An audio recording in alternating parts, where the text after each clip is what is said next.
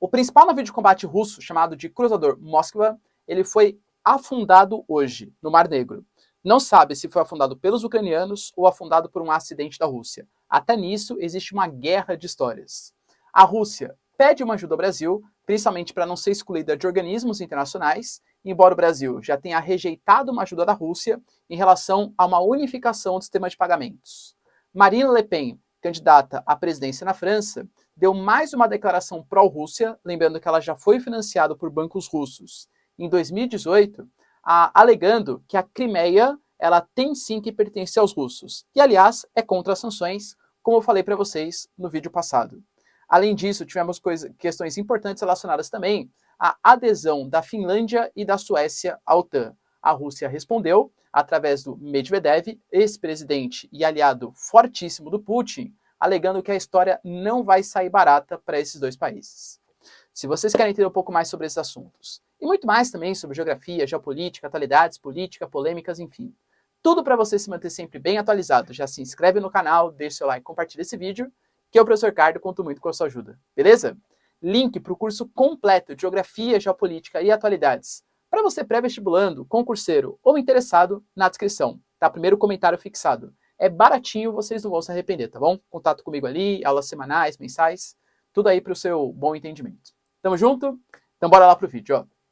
Bom, como eu falei para vocês, o principal cruzador russo, que aliás tem uma história longeva desde a União Soviética e recentemente participou de três conflitos bem importantes, sendo mandado, por exemplo, para a região da Geórgia, a época, por exemplo, do conflito, né, pela Ossétia e tal.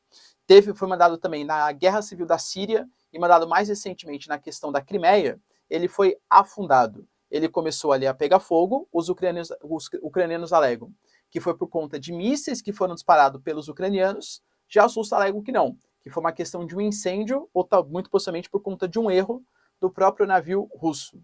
Quem está certo, não se sabe. A questão é, se os ucranianos eles conseguiram de fato derrubar esse principal navio, tem um simbolismo muito importante. Para o mundo ocidental, já está mais que claro que a Rússia ela não tem todo aquele poder que ela dizia ter, que ela não conseguiu dominar Kiev, enfim, né, é um certo sentimento de fragilidade, que a Rússia está mais sofrendo com as sanções do que ganhando os conflitos. Afundar o principal navio de combate, conhecido como o assassino de porta-aviões, é mais uma vitória para o Zelensky, é mais uma vitória para a Ucrânia. Então, se de fato ficar confirmado, eu particularmente, Ricardo, duvido que a Rússia vai deixar barato. De novo, né? Foi de fato um acidente, um incêndio, tal, ou foi a Ucrânia que atacou? Não sabemos. Mas tiver uma prova dos dois lados, e de fato foi a Ucrânia, muito possivelmente a Rússia ela vai ser obrigada a responder para não perder essa guerra de conflito de ideias, digamos assim.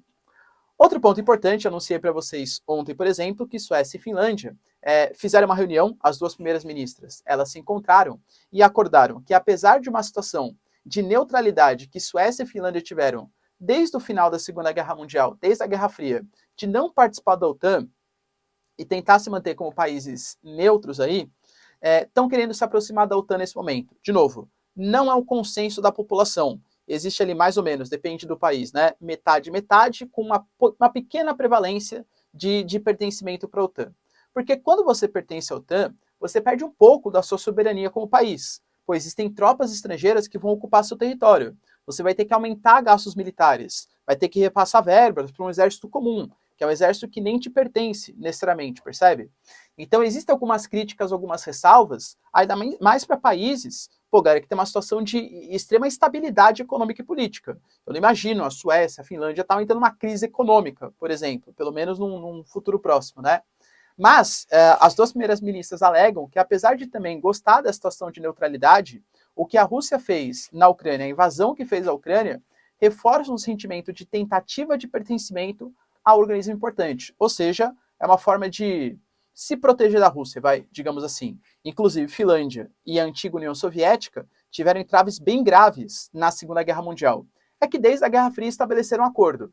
Eu, União Soviética, ou Rússia agora, não intervenho no território de vocês e vocês não pertencem à OTAN. Claro, o pertencimento à OTAN vai fazer com que essa situação mude. O Putin, ele não se declarou oficialmente sobre esse assunto, pelo menos por enquanto. Mas a gente teve, por exemplo, o Medvedev, que já foi a presidente da Rússia, inclusive, no período em que o Putin permaneceu como primeiro-ministro, e hoje ele é uma parte importante da comunicação e da parte militar dos russos. Ele anunciou que se de fato a Suécia e a Finlândia ingressarem no bloco, serão 2 novos inimigos e que isso não vai trazer uma passividade, uma estabilidade para a região. Ele falou também que tem que ter tudo feito com muita calma, não é porque eles vão ingressar que vai ter uma intervenção, uma invasão, por exemplo, à Finlândia e à Suécia, mas que fala que, por exemplo, isso vai trazer grandes problemas, tanto para a Rússia, porque gastos militares vão ser aumentados, principalmente na região do Mar Báltico. O Medvedev falou, né, eu não tenho como deixar, por exemplo, mais países aqui que fazem vizinhança, fronteira com a Finlândia. Ele falou que o contato que a OTAN vai ter com a Rússia vai mais que dobrar, por conta do ingresso, do suposto ingresso da Finlândia e da Suécia. Então vai ser obrigado a manejar mais equipamentos militares para a área de fronteira, inclusive materiais bélicos nucleares. Então a não nuclearização do Báltico vai ficar para o momento passado. Então é uma briga que a Suécia e a Finlândia estão comprando com a Rússia que não seria necessário, porque, de novo, vai ter que aumentar gastos militares e tal, desestabilizando tanto a política como a economia dos 3 países, Rússia, Suécia e Finlândia. O que você acha? Finlândia e Suécia estão certo de entrar nessa briga? Mas a Rússia anunciou que ela está... o Putin aí, né, fez uma declaração falando que a União Europeia está redondamente enganada na aplicação das sanções e que essas sanções estão prejudicando, claro, a Rússia, mas estão prejudicando principalmente a União Europeia, que ainda é extremamente dependente do gás e do petróleo, principalmente do gás russo. Anunciou o número de 40%.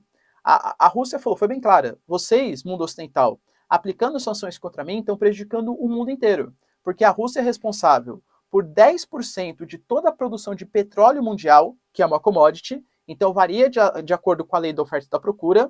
A Rússia é um importante player, fornece menos petróleo, o petróleo dispara, e responsável por 20% de todo o gás natural comercializado pelo mundo, ou seja, um quinto, né, completamente dos russos. Então também aumenta o preço do gás natural. A Rússia falou que não vai ficar parado vendo essa situação e que já anunciou Putin a construção de gasodutos na Sibéria. Gasodutos para conectar, não só depender somente da União Europeia, mas conectar também a outras regiões do mundo. E aí, tendo a Rússia acesso, por exemplo, a um gasoduto em direção ao Atlântico, pode comercializar, por exemplo, ao Pacífico, perdão, pode comercializar, por exemplo, com a América do Sul, pode comercializar, por exemplo, até em segunda instância aí, com mais países asiáticos, com a China, por exemplo, com países do Sudeste Asiático. Então seriam novos mercados. O Putin falou que não vai ficar parado e que a União Europeia vai se arrepender de ter aplicado essas sanções no momento. Será, galera, que tem tanta bala na agulha assim? Se tiver algum tipo de investimento chinês, lembrando que a China tem a proposta do Road and Belt, né, ou seja, a nova Rota da Seda, investimento em infraestrutura em outros países, acho que sim, a Rússia pode conseguir fazer esses novos gasodutos. E interessa a China, claro, a China é um país que depende muito de combustível, porque é um país que cresce absurdamente, principalmente na questão industrial. Então precisa de combustíveis. A Rússia pode ser, de fato, um importante fornecedor, até porque é um aliado econômico importante. Ok?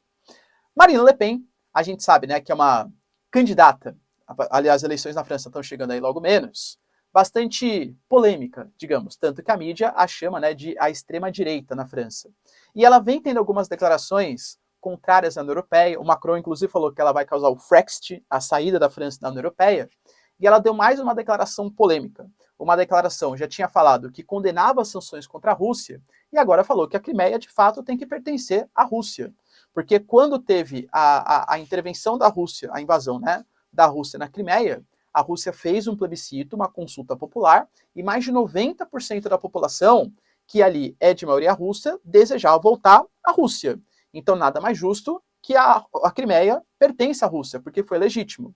O mundo ocidental não encara isso como verdade. Por quê? Porque foi um plebiscito feito sobre ocupação militar e que não teve nenhum tipo de vistoria de organismos internacionais para saber se as eleições foram lisas, né, ou se foram justas ou não, quem fez a contagem de votos e coisa que o valha. Então é uma posição bem diferente do que geralmente os líderes da União Europeia tomam e que pode causar mais um racha ainda da futura presidente, talvez a Marine Le Pen, dentro da União Europeia, tá?